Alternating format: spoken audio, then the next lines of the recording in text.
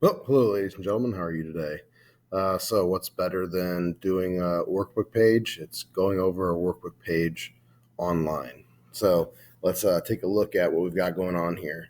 So, there are different amino acids that have sort of different chemical properties imparted by the specific R groups that they have. And here they discuss just a few of them. Let's start first with R group A. If we look, this is just a hydrocarbon, right? Carbon and hydrogen. Uh, Carbon is good at forming nonpolar covalent bonds. So this would be a neutral R group. And since it's nonpolar, it'll end up being hydrophobic. So in terms of R groups, this would tend to cause that portion of polypeptide to fold up and avoid water.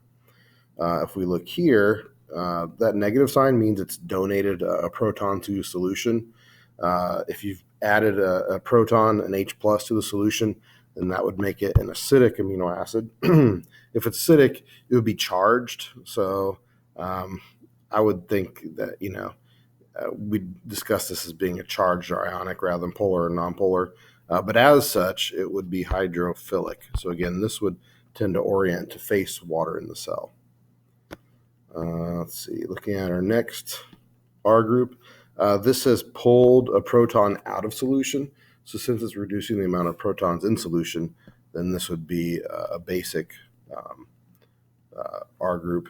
And again, I would say it's ionic rather than polar, nonpolar, but it will be hydrophilic because again, anything with sort of like a charge is going to interact with water since water is polar. Our last R group here, it's got an oxygen. Now, it's not charged or anything, so I think it would go in that neutral category. But since it has an oxygen, it will be polar, making it hydrophilic. So the basic idea when looking at these R groups is if you see a charge on it, it's going to be hydrophilic. If you see oxygen and nitrogen, it's going to be hydrophilic. But if it's just a hydrocarbon, it'll be hydrophobic. And again, these R groups will cause the polypeptide to fold up either to expose to water or avoid water, and that can alter the shape of the polypeptide. Number two, how are amino acids linked together to form polypeptides for proteins? What's the name of that bond? That bond is called a peptide bond.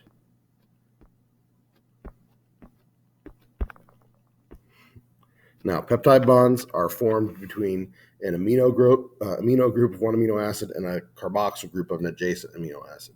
So you attach amino to carboxyl, and that particular type of covalent bond is called a peptide bond. Let's see. I'm not going to, this is too tight for me to try and write with just my fingers. So I'll just discuss what's going on in this next section. So the primary structure, that is simply the order of the amino acids. So phenylalanine, tryptophan, serine, that kind of stuff. So it's the order of the amino acids. Again, what holds them together are peptide bonds. Secondary structure, that's where you get those beta pleated sheets and the alpha helices. So you start to get some dimensionality to the polypeptide, and that's due to hydrogen bonds between the skeletal parts of the amino acids. So, you've got amino groups, carboxyl groups. They've got oxygen and nitrogen, so they'll form hydrogen bonds with other parts of the polypeptide, and that'll again cause them to start a sort of spiral or make a little accordion shape there. Next, we have tertiary structure. Tertiary structure is where the polypeptide actually folds up into a very specific three-dimensional structure, and that's due to the interaction of the R groups. Now, R groups have all sorts of characteristics. So it could be hydrophobic interactions. It could be covalent bonds between sulfurs, making those disulfide bridges. It could be, acid-base or oppositely charged R groups interact with one another. So there are all sorts of bonds and interactions that cause tertiary structure. And then quaternary structure is sort of a unique situation. Quaternary structure is where you take multiple polypeptides and link them together. So a single chain of amino acids is one polypeptide. If you fold that up and combine multiple chains, then that's quaternary structure. All right, number three. Talk about lipids. How are fatty acids and glycerol linked together? That's an ester bond. I'm not worried about that. B, what functions do fats serve in living organisms? Well, again, fats have those three long hydrocarbon tails. There's energy in the bonds between the carbons and hydrogens and carbons and carbons. So there's a lot of energy stored in triglycerides. So organisms can use triglycerides as energy storage. That's why I'd outlive any of you on a deserted island. We got plenty of energy stored up. Another thing that it can do is provide cushioning and support. It's like your kidneys are wrapped in some fat to try and provide some protection to the kidneys. How do phospholipids differ from triglycerides? A phospholipid has a polar head and then two hydrocarbon tails. You probably drew the sort of zigzaggy tails on phospholipids in the way back days. And that's because it has two hydrocarbon tails. A triglyceride has three hydrocarbon tails. So a little bit of structural difference there. And what characteristics do phospholipids have that triglycerides do not have? Phospholipids have an amazing capacity, and it's something that makes life possible. Phospholipids are amphipathic.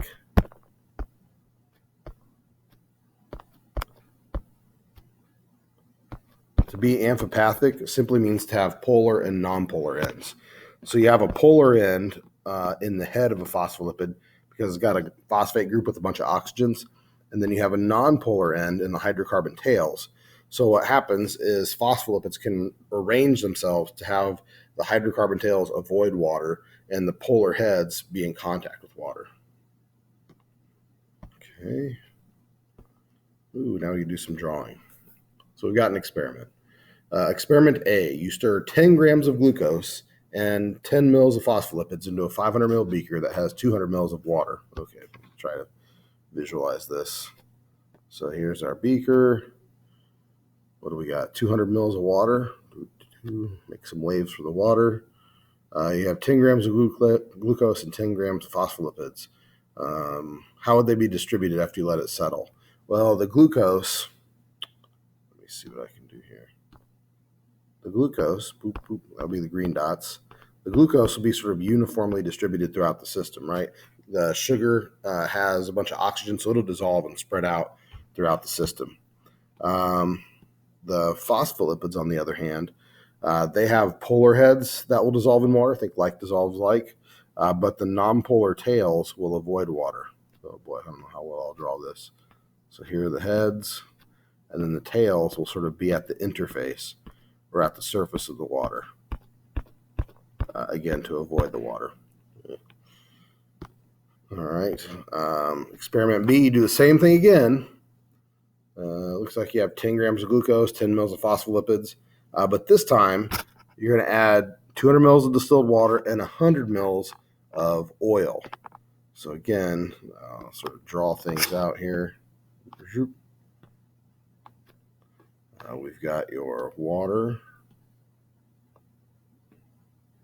Should have done that blue the whole time. The glucose will be dissolved throughout the system.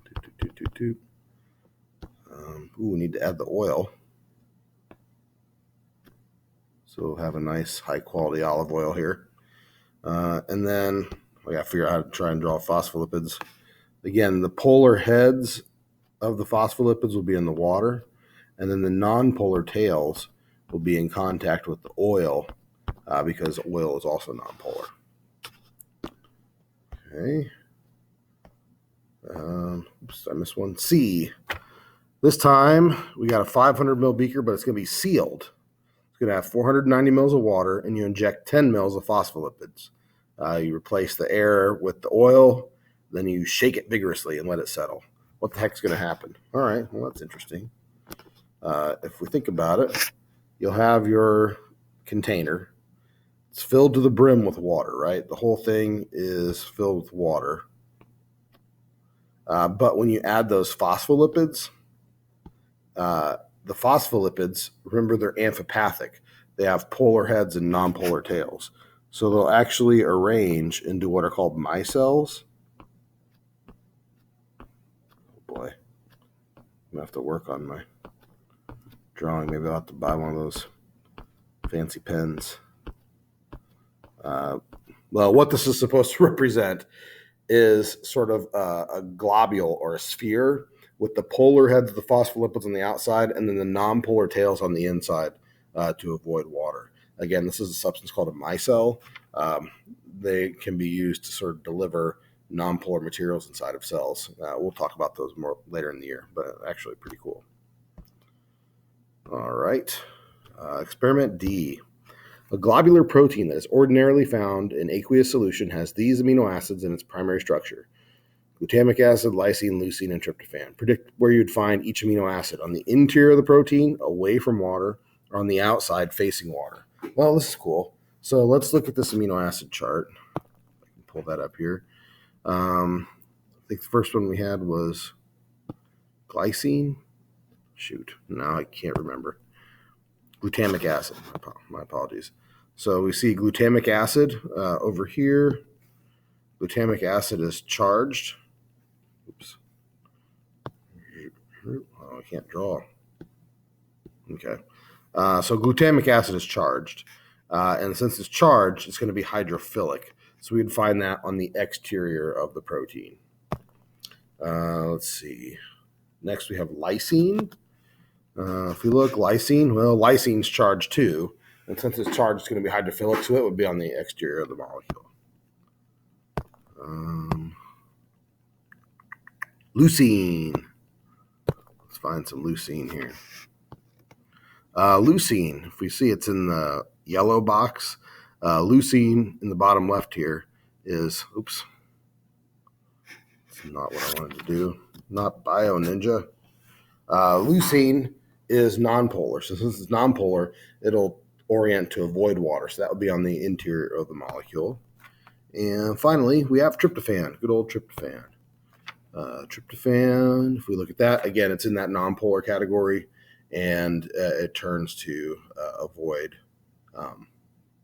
water.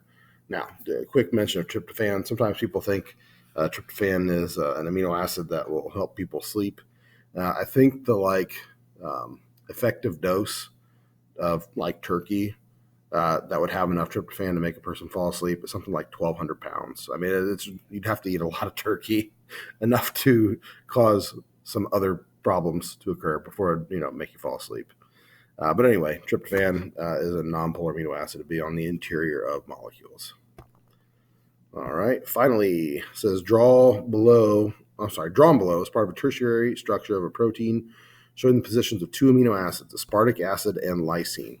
Replacing lysine with another amino acid in the protein may change the shape and function of the protein.